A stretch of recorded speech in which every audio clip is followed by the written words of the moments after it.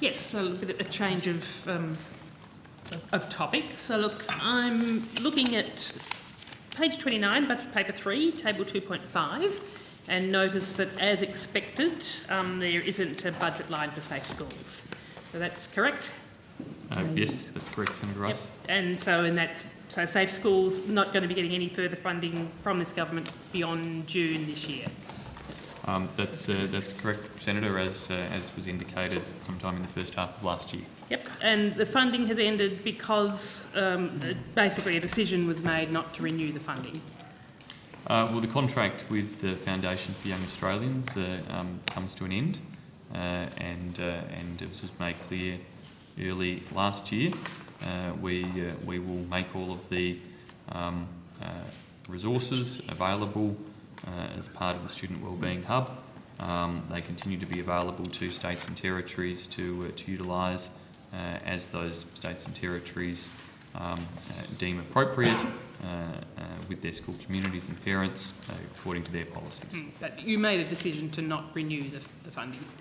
Well, the contract came to an end, and yes, we made a decision publicly announced early last year that we wouldn't be renewing that contract if the proposal came forward. Right.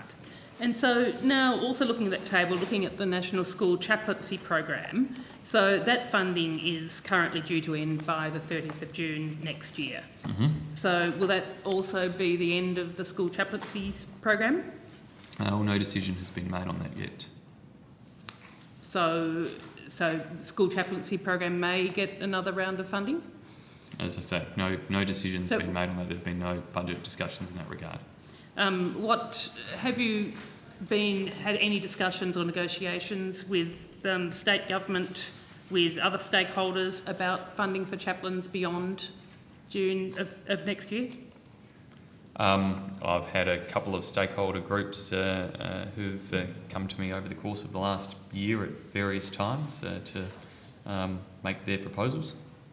So, do you expect that the school chaplaincy funding will indeed be renewed? Well, that's a matter for budget deliberations next year, Senator Rice. And how, in terms of when will you make that decision as to when the school chaplaincy program, whether it's going to be continued? I would anticipate it will be made in the budget context next year, so by next year's budget.